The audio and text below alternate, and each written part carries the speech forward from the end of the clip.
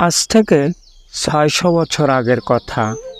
তখন মানুষ শত শত মাইল পথ পাড়ি দিত পায়ে হেঁটে। ওই সময় মানুষ যাকে ভালোবাসত তাকে প্রকৃতই ভালোবাসত। তাদের ভালোবাসার ভিতরে কোনো ছল ছিল না। তখন প্রেমিক প্রেমিকারা একে অপরের খবর রাখত চিঠি আদান প্রদানের মাধ্যমে, আর রাস্তায় অপেক্ষার মাধ্যমে, অথবা প্রেমিকার বাড়ি প্রেমিকের যাওয়া আসার মাধ্যমে। আমাদের বংশ পরম্পরা চলে আসছে একটি প্রেমের কাহিনী, যা আমার পরদাদার পরদাদা শুনিয়েছে আমার পরদাদাকে, আমার পরদাদা শুনিয়েছে আমার দাদার আব্বাকে, আর আমার দাদার আব্বা শুনিয়েছে আমার দাদাকে, আর আমার দাদা শুনিয়েছে আমার আব্বাকে। আমার আব্বাজান আমাকে ঘটনাটি বলেছে।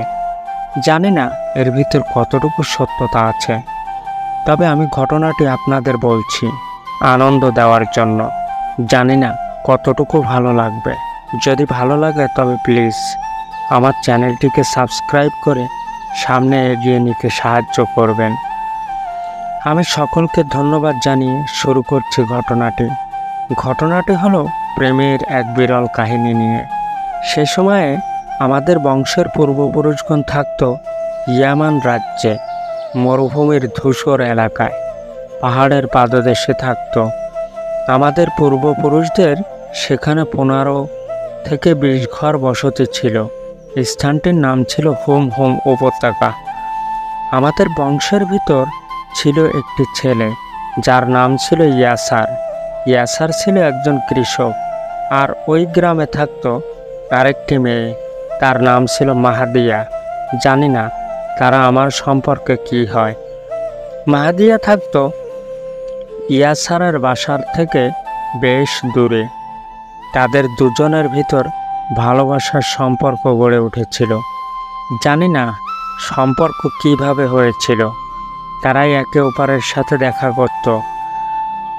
যখন ইয়াসার কৃষি কাজের জন্য যেত, পানির সংকট হওয়ার কারণে দূর বহমান নদীর থেকে নালা কেটে গমের ক্ষেতে পানি দিতে হতো।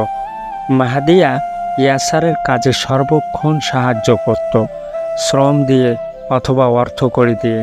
কারণ মাহাদিয়া বংশজাত খুবই সম্ভ্রান্ত।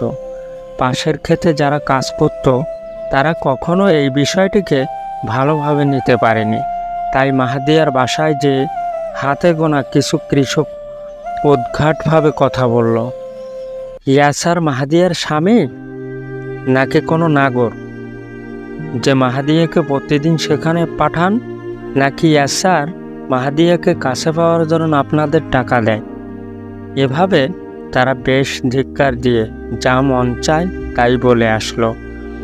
পরদিন মাহাদিয়া যখন ইয়াসারের উদ্দেশ্যে রওনা হলো, তখন মাহাদিয়ার বাবা ও বাবা নিষেধ করে দিলেন তার কাছে যেতে। সাথে এও বললেন লোকেরা গালমন্দ করছে। মাহাদিয়া নীরব নয়নে আড়ালে গিয়ে ক্রন্দন করতে থাকলো। এদিকে ইয়াসার মাহাদিয়ার অনুপস্থিতি লক্ষ্য করে সে চলে আসলো তার বাসার দিকে এবং চিৎকার করে গলা ফাটিয়ে ডাকতে থাকলো, মাহাদিয়া কোথায় তুমি? ডাকতে ডাকতে এক পর্যায়ে বাড়ির ভিতরে প্রবেশ করলো। মাহাদিয়ার বাবা তখন বেরিয়ে এলো ঘর থেকে এবং তিরস্কার ছলে বলল, হে যুবক, কেন তুমি এই দ্বারে তব তিক্ত হৃদয় সিক্ত করে? গর্ভধারিণীর থেকে উপচে উঠেছে কি তব ডাক? মোহিনী শৃঙ্খলে ঘেরা আর গাইবে না তোমার সুরে। মাহাদিয়ার আর এক নাম মোহিনী। ইয়াসার মাহাদিয়ার কোনো আওয়াজ শুনতে পেল না, কিন্তু ভালোবাসার অসহ্য যন্ত্রণা কোনো বাধাই মানে না। ইয়াসার বাড়ির থেকে বের হয়ে বাড়ির চারপাশ টহল দিতে থাকলো। মাহাদিয়া দেখতে পাচ্ছিল জানালার ছিদ্র দিয়ে যে ইয়াসার টহল দিচ্ছে চারদিক। তখন মাহাদিয়া এক খণ্ড কাগজের টুকরায় লিখল, টহল দিচ্ছ বাড়ির আঙিনায়, সজাগ নজরে দেখে ফিরে।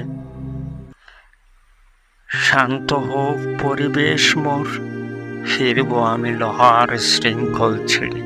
এবার ইয়াসার এই আশা নিয়ে ফিরে গেল যে মাহাদিয়া সুযোগ পেলেই ছুটে আসবে।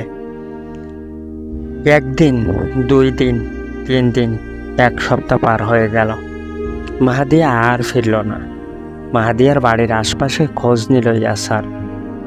প্রতিবেশীরা বলল মাহাদিয়ার বিবাহ হতে চলেছে, আর তার নিষ্ঠুর পিতা নিন্দার ভয় নিষ্পাপ মেয়েটিকে বের হতেই দিল না। এ খবর শুনে ইয়াসারের বাস পড়ল মাথার উপর। এদিকে মাহাদিয়া নিজের প্রিয়জনকে কিছু বলার অপেক্ষায় প্রতিদিন 2টো চিঠি লেখে, কিন্তু তার কাছে দেওয়ার কেউ নেই। ইয়াসার রাতের আধারে সব ভয়কে উপেক্ষা করে সাপল এনে ঘরে প্রবেশের সুড়ঙ্গ পথ তৈরি করল। মাহাদিয়া তাকে দেখেই বুকের মাঝে জাপটে ধরে বসল।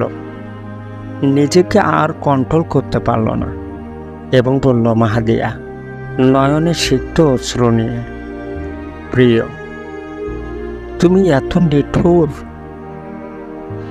তোমার জন্য আমি রাতে ঘুমোতে পারিনি।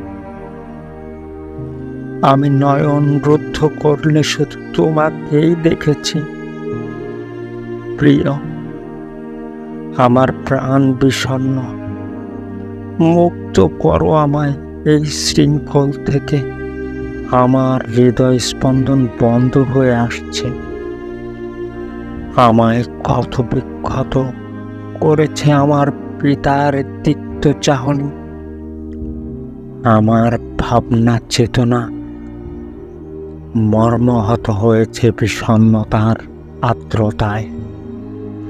চলো না হারিয়ে যাই অনেক দূরে, যেখানে থাকবো তুমি আর আমি, যার মাঝে দাঁড়াবে না কোনো বাধার প্রাচীর।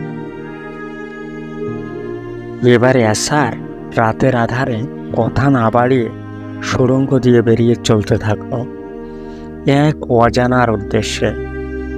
এদিকে সকালে যখন ও বাবা মেয়েকে না দেখতে পেয়ে বুঝতে পারল ইয়াসার তার কন্যাকে নিয়ে গেছে, বলল, এত বড় সাহস ওই চাষির ছেলে চাষির আমার কন্যাকে রাতের আধারে নিয়ে যায়।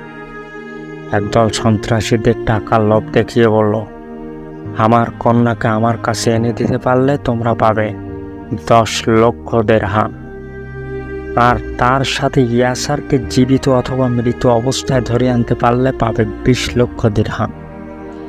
সন্ত্রাসীদের দল হর্নে হয়ে খোঁজা শুরু করল।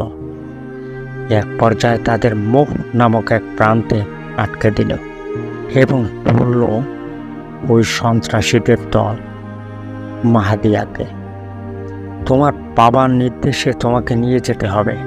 মাহাদিয়া বলল, আমার জীবন গেলেও যাব না।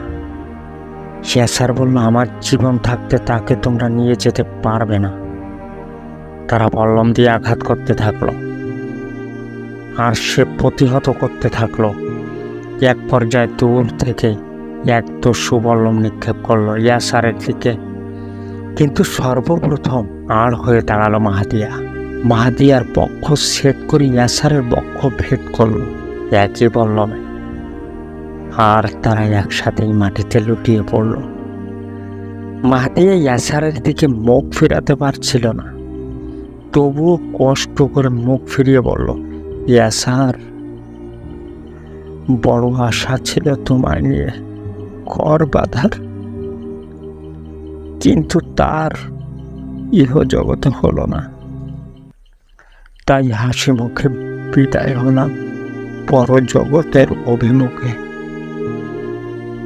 সেখানে যে যেন তোমাকে আমি পাই।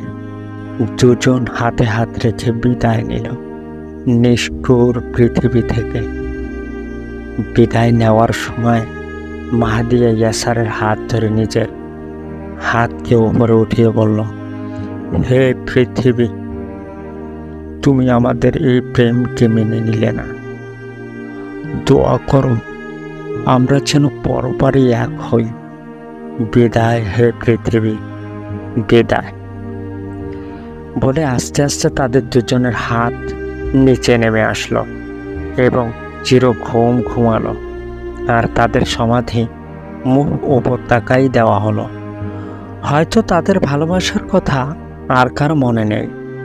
তাদের ভালোবাসা চির অমর হয়ে বেঁচে থাকুক আমাদের মাঝে।